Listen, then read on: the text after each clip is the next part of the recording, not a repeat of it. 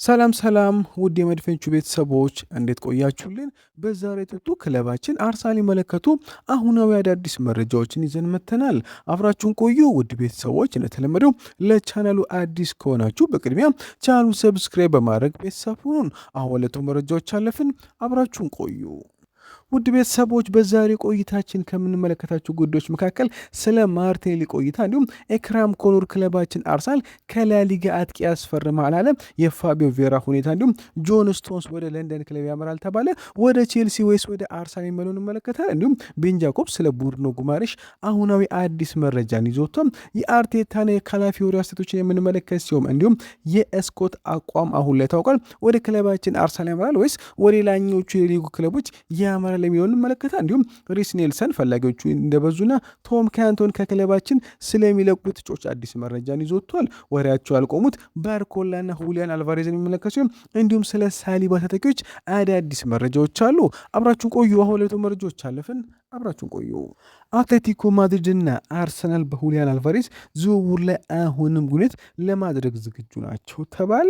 አርሰናል ቪክተር ጊዮከሪስን ያካተተ የውል ስምምነት ለአትሌቲኮ ማድሪድ ለማቅረብ አሁን ላይ ፍላጎት እንዳለውም ተሰምቷል። ጁሊያን አልቫሬዝ አሁን ላይ ወደ ባርሴሎና ለማምራት ፍላጎት ቢያሳይም በዚህ ክረምትን ከአትሌቲኮ ማድሪድ መልቀቁ ስለማይቀር እንዲሁም አትሌቲኮች ተጫዋቹ ወደ ባርሳ ለመሸኘት ፍላጎት ስለሌላቸው ምናልባትም በዚህ ክረምት ማረፊያው አርሰናል ሊሆን የሚችላልም ተብሏል። አሁን ላይ የስፔን ጋዜጦች እንደዘገቡት ከሆነ አርሰናል 50 ሚሊዮን ዩሮ ያካተተና ቪክተር ጊዮከሪስን ያካተተ አዲሱን ለአትሌቲኮ ለማቅረብ ዝግጁም ነው ተብሏል።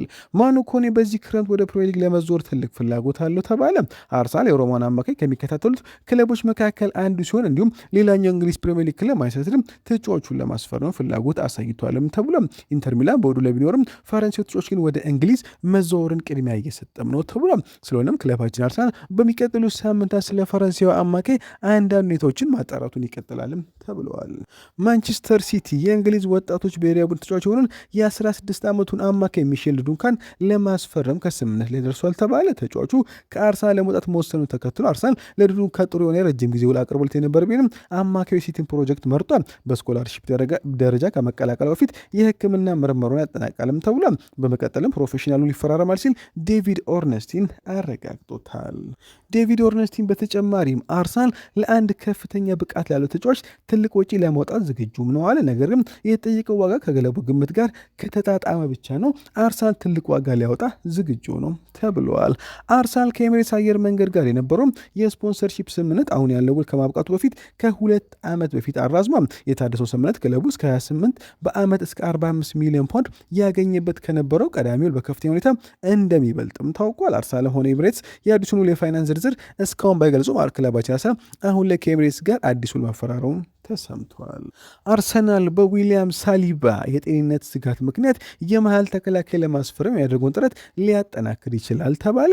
ኤዝሬ ኮንሳ ከሚታሰቡት ተከላካዮች መካከል የሚገኝ ቢሆንም የአስቶን ቪላ ዋጋን አርሰናል ለመክፈል ከተዘጋጀውን በላይ ነው ተብሏል። ስለሆነም አርሰናሎች ከኤዝሬ ኮንሳ በተጨማሪ ሌሎች ተከላካዮችንም መመልከታቸውን ይቀጥላሉ ተብለዋል።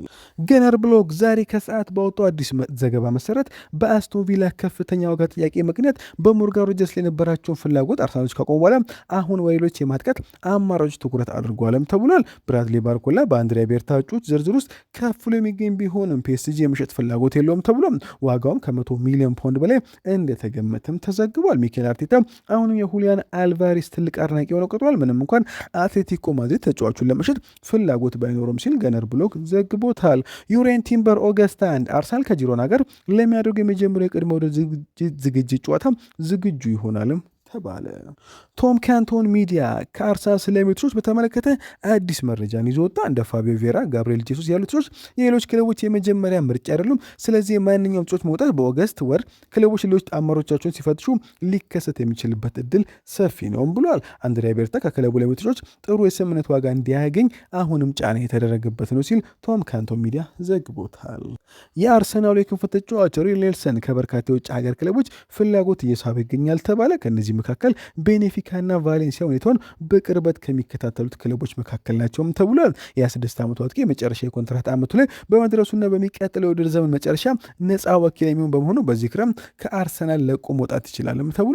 ተጫዋቹ ከፕሪሚየር ሊግ ክለቦች የቀረቡለትን ጥያቄዎች ውድቅ ማድረጉ የተገለጸ ቢሆንም በዚህ ክረምት ከእንግሊዝ ውጭ ወጥቶ ለመጫወት ፈቃደኛም ነው ተብሏል። ወደ ፖርቹጋሉ ክለብ ቤኔፊካ የሚያደርገው ዝውውር ኔልሰን ቀደም ሲል በፉልሃም አብሮት ከሰሩትና በቅርቡ የቤኔፊካ አሰልጣኝ ሆኖ ከተሾሙት ማርኮ ሲልቫ ጋር ሊያገናኙ ይችላልም ተብሏል። በተጨማሪም ፉልሃም ኔልሰን ከሚፈልጉት የእንግሊዝ ክለቦች መካከል አንዱ መሆኑ ትኩረትን የሳበ ሲሆን ይህም ማርኮ ሲልቫ ክራቨን ኮቴጅን ከለቀቁ ከጥቂት ሳምንታት በኋላ ለክንፍ ተጫዋቹ አገልግሎት ከቀድሞ ክለባቸው ጋር ወደ ድርድር እንዲገቡ ሊያደርጋቸውም ይችላልም ተብሏል። ኔልሰን ባለፈው ዘመን በብሬንትፎርድ በውሰት ያሳለፈ ቢሆንም አሁን ለቅድመ ወደ ዝግጅት ወደ አርሰናል መመለሱም ይታወሳል። የአሌክስ ስኮት አቋምና የበርንማውዝ አሁን የተጫዋቹን ለመሸጥ ፍላጎት አለማሳየት ተከትሎ አሁን ላይ ውዝግቦች ቀጥለዋልም ተባለ። በርንማውዝ ለመሀል አማካዩ ለአሌክስ ስኮት ከቼልሲ የቀረበለትን የ64 ሚሊዮን ፓውንድ ጥያቄ ውድቅ ያደረገ ሲሆን በቀጣይ ሳምንታት ተጫዋቹ በበርንማውዝ እንዲቆይ በርንማውዞች እጅጉን ግፊት ያደርጉበታልም ተብሏል። ክለባችን አርሰናል ተጫዋቹን ለማስፈረም አሁን ላይ ትልቅ ፍላጎት እያሳየ ቢሆንም ከቼልሲ በላይ ግን ትልቅ ዋጋ ለማቅረብ አሁን ላይ አርሰናሎች ፍላጎት የላቸውም ተብለዋል።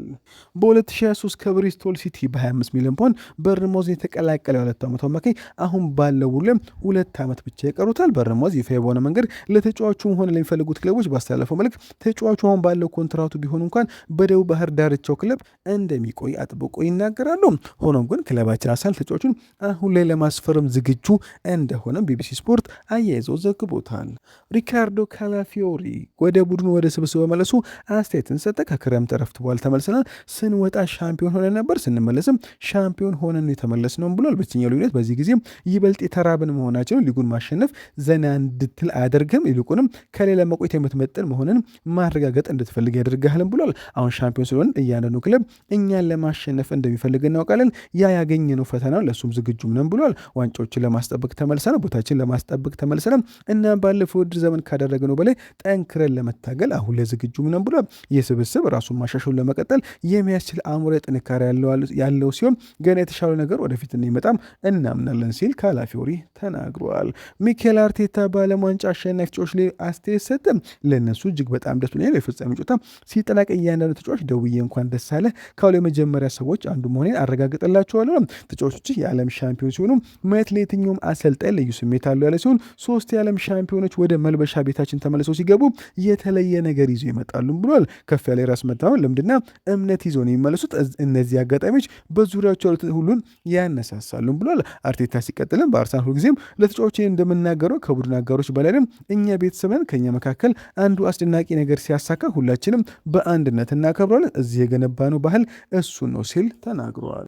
ታማኙ ቤን ጃኮብስ ስለ ቡርኖ ጉማሬሽ የዝውውር ሁኔታና የክለቦቹ አቋም አዲስ መረጃን ይዞታል። ቤን ጃኮብስ ሲናገር እንዲህ ይላል። ነገሩ ቡርኖ ጉማሬሽ ልምድ እስከማቋረጥ ወይም ለመጫወት እምቢተኛ እስከመሆን ድረስ ይደርሳል ብዬ ባልጠበቅም ተጫዋቹ ግን ከክለቡ የመልቀቅ ፍላጎት እንዳለው ለኒውካስትል በቀጥታ አሳውቋልም ብሏል። በዚህ ደረጃ አርሰናል የጉማሬሽን የመጀመሪያው ምርጫ ነው። አርሰናል የዝውውር ሂደቱ ማፋጠኑን እንደሚቀጥል ይጠበቃልም ብሏል። ነገር ግን ከኒውካስትል አንጻር ሲታይ ጉማሬሽን የመሸጥ ውሳኔ በስፖርት ዳይሬክተሩ ደረጃ ብቻ የሚወሰን ሲሆን በክለቡ ባለቤቱ ደረጃ የሚወሰን ነው ብሏል። ባለቤቶቹ አካባቢ አጋር ካፒቴናቸውንና ከክለቡ በጣም አስፈላጊ ሰዎች አንዱን እንዲለቅ በመፍቀድ ለዝውውር ገቢያው መልእክት ማስተላለፍ ይፈልጉ እንደሆነ እስካሁን አልወሰኑም ብሏል። አርሰናል ያንን ሂደት ያከብራል ብዬ አስባለሁ።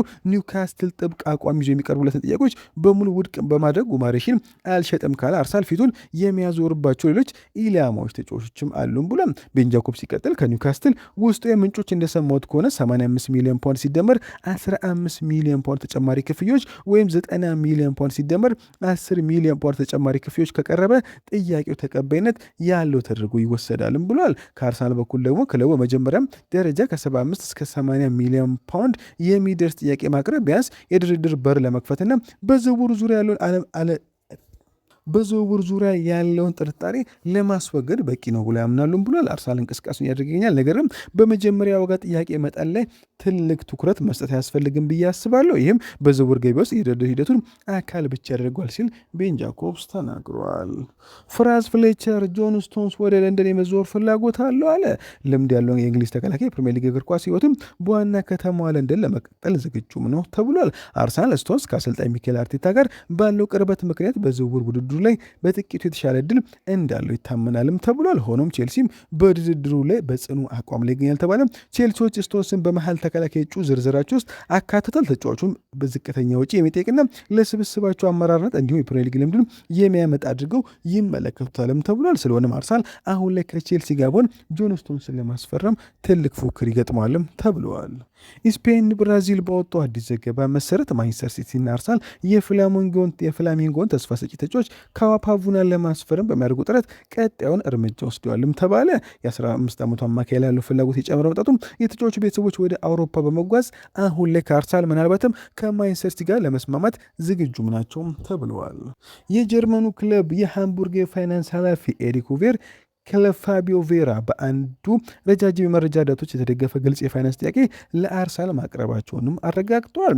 በጀርመን የሚገኘው የክለቡ የልምድ ካምፕ በደጋፊዎች መድረክ ላይ የተናገሩት ሁቨር አርሰናል እስካሁን ምላሽ አለመስጠቱንም ገልጸዋል። ሚኬል አርቴታ ባለፉት ወራት በርካታ የአማካይ ቦታ አማራጮችን ተመልክቷልም ተብሏል። ከነዚህም መካከል በቅርቡ ከዌስትሃም ዩናይትድ ወደ ቶተንሃም የተቀላቀለው ማቲያስ ፈርናንዴዝ በርንማውዝ በዚህ ክረምት ለዝውውር ዝግጁ አይደለም ያለውን አሌክስ ስኮት ይገኙበታልም ተብለዋል። አርሰናልና ቼልሲ የካይዶግ ስፕሊቱን የ17 ዓመት አማካይ አዳም ሁርማንን በቅርበት መከታተላቸውን ቀጥሏል ተባለ። ተጫዋቹ ለረጅም ጊዜ ታለመ ትልቅ ተስፋ ያለው ተጫዋች ተደርጎ ይወስዳል። የዩክሬን ከ17 ዓመቶች ብሔራዊ ቡድን ተጫዋች በስፔን በጣሊያንና በቼክ ሪፐብሊክ ከሚገኙ ክለቦችም ፍላጎትን ስቧልም ተብለዋል። ኤክራም ኮኑር በወጣው አዲስ ዘገባ መሰረት አርሰናል የሪያል ሶሲዳድን አጥቂ ሚኬል ኦያርዛባልን እጩ ተጫዋች ዝርዝር ውስጥ አካቶታል ተባለ። ጁሊያን አልቫሬዝ የአርሰናል የመጀመሪያ ምርጫውን የቀጠለ ሲሆን ኦያርዛባል ግን ከሪያል ሶሲዳድ መውጣቱ ሙሉ በሙሉ አልጸደቀም ተብሏል። የስፔን ብሔራዊ ቡድን ተጫዋች ለክለቡ ያለው ፍቅር ቢገልጽም እስከ 75 ሚሊዮን ዩሮ ውል ማፍረሻ ስላለው ሶሲዳዶች ተጫዋቹን ለማስፈረም የሚፈልግ ክለብ ካለም ይህንን ዋጋ ከፍሎ ማስፈረም ይችላልም ተብሏል። አርሰናል አሁን ለስፔን አጥቂ ለማስፈረም ፍላጎት ቢኖርም ይህን ያህል ዋጋ ግን ለተጫዋቹ ለማቅረብ ዝግጁም አይደለም ተብለዋል። የክለባችን የግራ መስመር ተመላላሽ ጋብሪኤል ማርቲኔሊ ሊሸጥ እንደሚችል ስለሚወሩት ወሬዎች በድጋሚ ምላሽ ሰጠ። እውነቱን ለመናገር እኔ የአርሰናል ተጫዋች ነኝ፣ በዚህም እጅግ በጣም ኮራለሁ ብሎ ይህንን ባጅ መልበስ ለእኔ የሁሉም ነገር ትርጉሙ ነው ብሏል። ወሬያችሁ ነው ያለው፣ ነገርም ትኩረቴ ምንም አልተቀየረም ብሏል። ከአርሰናል መውጣት አሁን ላይ አልፈልግም። ለዚህ ክለብ ለቡድን አጋሮችና ደጋፊዎቻችን መታገልን መቀጠል እፈልጋለሁ ብሏል። በአንድነት ልዩ ነገር ገንብተናል። አሁንም የምሰጠው ብዙ ነገር እንዳለኝ ይሰማኛልም ብሏል። በአርሰናል እስካለው ድረስ የአርሰናል ማሊያ በለበስኩ ቁጥር ያለኝን ሁሉ መስጠትን ይቀጥላለሁ። በቀጣይ ዓመትም በዚህ ስብስብ ውስጥ እንደምቀጥል ባለ ሙሉ ተስፋ ነኝ ሲል ጋብሪኤል ማርቲኔሊ ተናግረዋል። የቀድሞ ሊቨርፑል ተከላካይ ጄሚ ካራጋር አርሰናል ባለፈው ክረምት ዋንጫ ሲያሸንፍ የነበረውን የዝውውር ውሳኔ መስጠት ቁርጠኝነትን ቅልጥፍና አሁን ላይ እንደጎደለው ያምናል። አርሰናል ሊጉን ካሸነፈ በኋላ ተጫዋቾችን አሽቶ እያዩ ሳያስፈርሙ የመቶ አሮጌ ልማዳቸው ላይ ተመለሱ ይመስለኛል ሲል ካራጋር ለዘሰን ተናግሯል። ባለፈው ውድድር ዘመን አርሰናል አንድ ተጫዋች ሲፈልግ ወዲያውኑ ሄዶ ዝውውር ያጠናቀቅ ነበር። በዚህኛው ውድድር ዘመን ግን ወሳኝ እርምጃዎችን ሲያወስዱ ተጫዋቾችን በመቃኘት ብቻ ደስተኛ የሆኑ ይመስለኛልም ብሏል። በተጨማሪም የቀድሞ ተጫዋችና አቅራቢ አርሰናል ከፕሪሚየር ሊግ ሻምፒዮን የሚጠበቀውን የአእምሮ ጥንካሬ እያሳየ ስለመሆኑ ጥያቄም አቅርቧል። የሊጉ ሻምፒዮኖች በዚህ መልኩ ነው እንደሚንቀሳቀሱ ሲል ጄሚ ካራጋር ይጠይቃል። ሊጉ ማሸነፋቸው አርሰናልን በዝውውር መስኮቱ የበለጠ ጨካኝና ቁርጠኛ ያደርገዋል ብዬ አስቤም ነበር። በዚህ ሁኔታ ግን ዝውውሮችን እስከ መጨረሻው አጠናቆ የመጨረስ ረገድ ያንን የሻምፒዮኔት አእምሮ ጥንካሬ እያየሁ አይደለም ሲል ጄሚ ካራጋር ተናግረዋል። ውድ ቤተሰቦች ለዛሬ በረ ቆይታ በዚያ በቃ መልካም ቀን። ቻናሉን ሰብስክራይብ ማድረግ አይረሳ። እንወዳችኋለን።